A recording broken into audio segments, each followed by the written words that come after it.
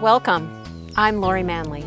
I have a very special property to share with you today here at 2158 Alta Vista Drive. Come on inside, I think you'll agree.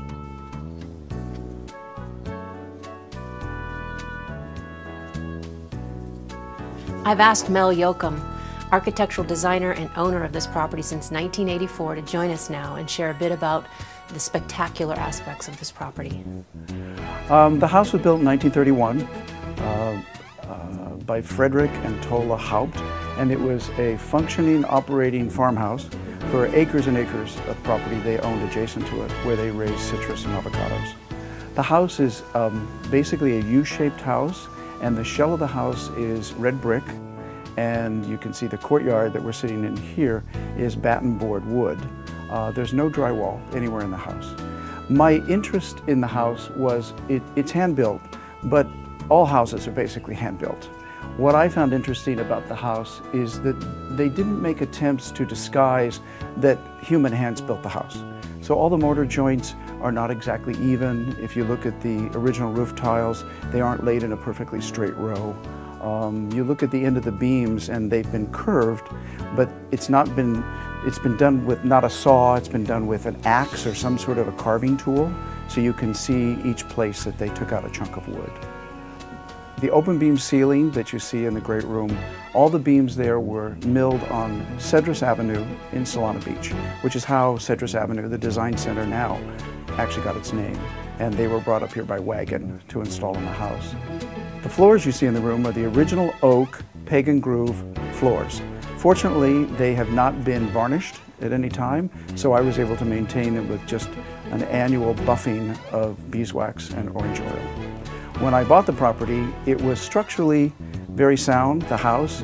Frederick Haupt was a German, so the house is built very, very sturdy. His wife Tola did the design on it. She was of a Hispanic ancestry, so it has a slight Mediterranean feel, but it's built very strong. For instance, the brick walls are not a veneer. They're not just decorative. It's 2 layers of brick with an airspace in between, and they're 16 inches thick. So everything is quite strong and sturdy. And when I walked through the house, it was cosmetically in very bad condition, but I knew that the structure had never been compromised. There are over 30 original French doors and French windows. They are all here. They all have the original glass. They all have the original hammered hardware and hinges. They even have their original copper window screens. And it's a very large, open, beautiful fireplace. You can see it faces the window that brings in the north light from the driveway as well. In most of the rooms in the house, I have used a paint that was designed and formulated by Donald Kaufman. He's a well-known colorist, and it's full spectrum paint, which means during the course of the day, as the sunlight moves through the house, you get different tones that come out in the paint. When I purchased the house, the kitchen was painted completely yellow, and I believe it even had yellow appliances. Actually, I think they were harvest gold in those days. Started refurbishing the kitchen to bring it back to more the character that I felt it would have been when the house was built. Not necessarily with the same materials from 80 years ago, but more in keeping with the tone of it.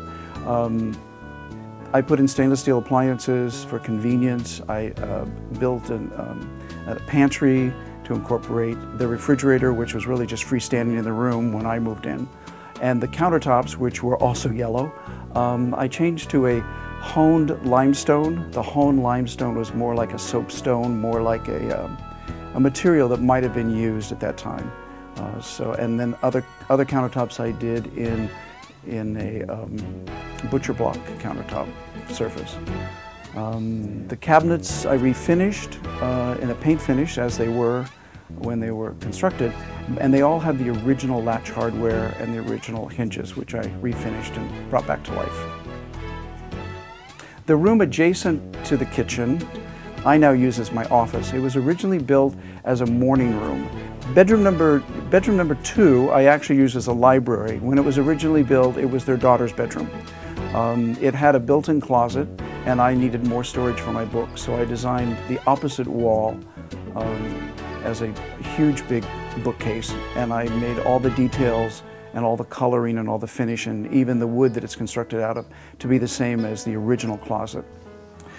Jacqueline's bathroom, is a full bathroom, and as I started to do some upgrading on it in terms of finishes and things that I wanted to change, so the floors have been done, and in the tile in the shower I upgraded also to the honed limestone with a quartzite slate-looking floor.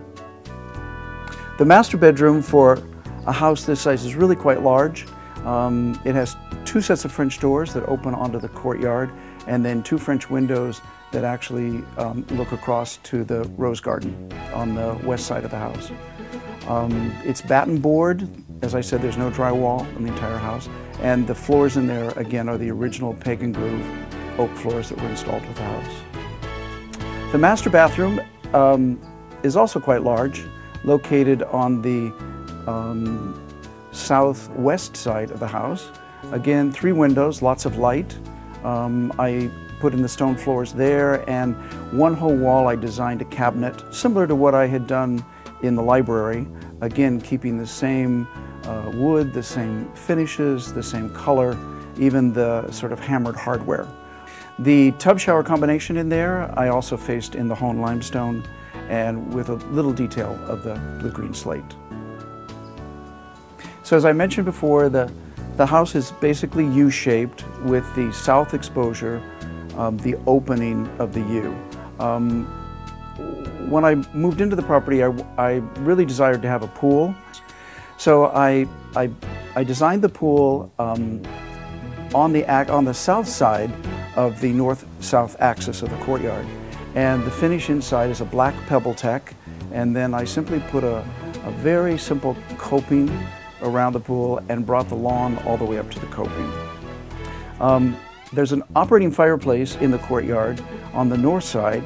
So after I had the pool installed, I designed a seating area in the center of the courtyard, so there would be a place to sit out around a table and have lunch or brunch.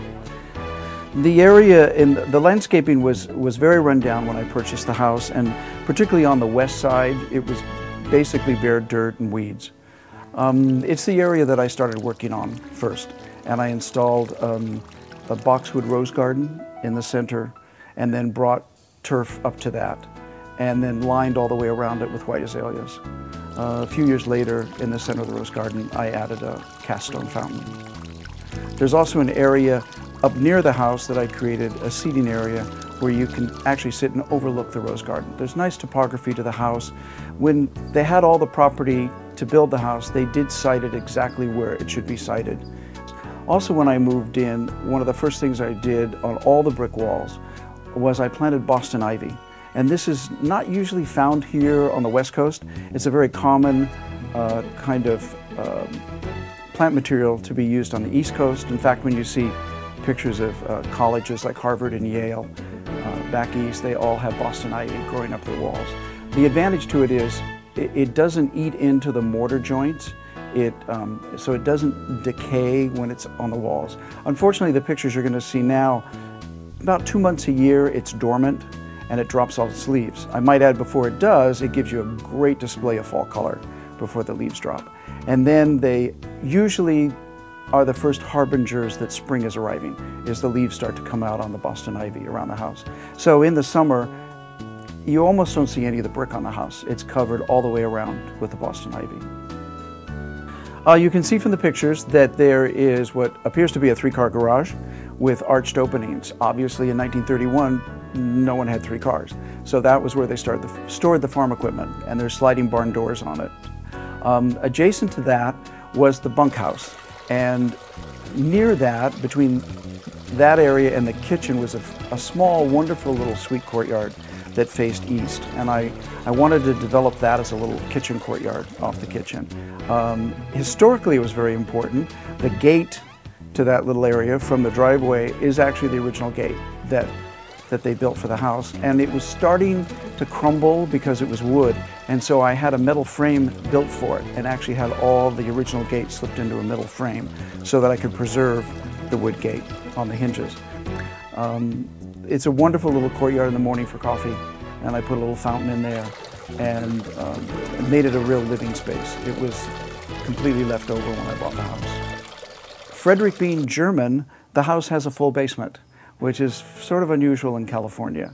There's a door adjacent to the hallway that goes down to the basement, and it's where the forced air heater is, the water heater, plenty of storage down there. But it's quite unusual to find a full basement in a California home. There's an area in front of the garage, between the garage and Alta Vista Drive, that was probably the only place on the property that the soil was not excellent. So I constructed raised French planting beds in that area, and you can see from the picture that it's a great area for tomatoes and vegetables. Right now it's in between seasons. It's not quite ready for spring planting. Because of its orientation to the south, it's the ideal way to orient a U-shaped house. So in the summer, when the sun is high in the sky, the front great room on the north side stays very cool, particularly with the brick walls. And in the winter, when it's a little bit more chilly and the sun is the lower aspect, the sunshine actually goes through the French doors into the great room on the north side.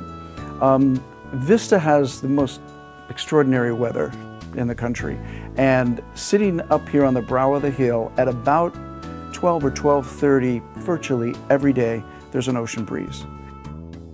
I appreciate the opportunity to share a bit more about this unique and beautiful home.